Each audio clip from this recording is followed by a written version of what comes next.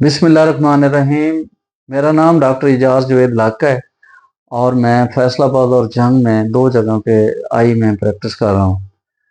तो मैं आई के हवाले से ये बोलूँगा कि आई की जो डिजीज़ेज़ हैं उनका इलाज उनका इलाज यानी तीन चार मोड होते हैं। मैं समझता हूँ कि पहला मोड उसका हिस्ट्री होता है, फिर डायग्नोसिस होती है, उसके बाद डिजीज़ को इन्वेस्टिगेट करने के बाद उसको लेबल किया जाता है कि ये डिजीज़ है।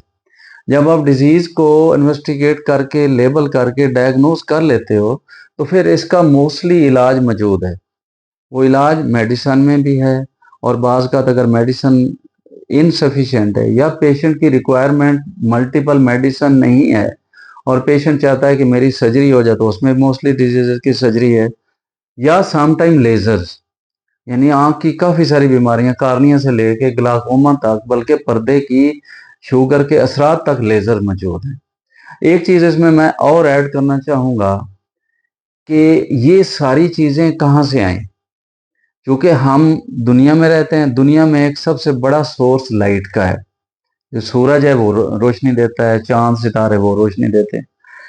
हमारी आंख जो ह्यूमन आई है वो किस लेवल तक उस रोशनी को पहचान लेती है, यानी रोशनी के कुछ स्पेक्ट्रम है जो हमारी आंख उसको कैपेबल है उसको देखने के, उसको आइडेंटिफाई करने के।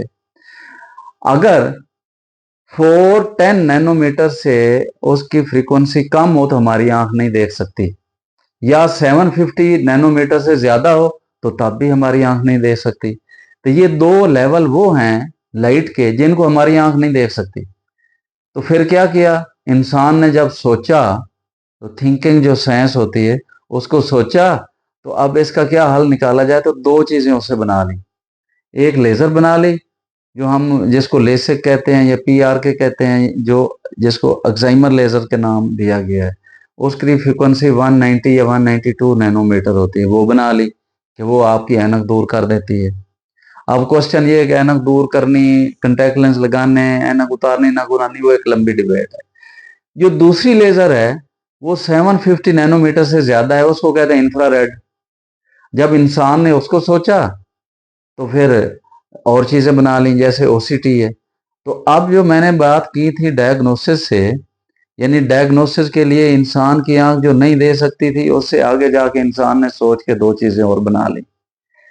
तो मैसेज ये है कि डायग्नोसिस हर लिहाज से तकरीबन हो जाती है, और जब डायग्नोसिस हो जाती है तो वो इलाज मेडिसिन से, सर्जरी से और लेज़र से, हर तरह मॉडर्न इलाज में आंखों में मौजूद है।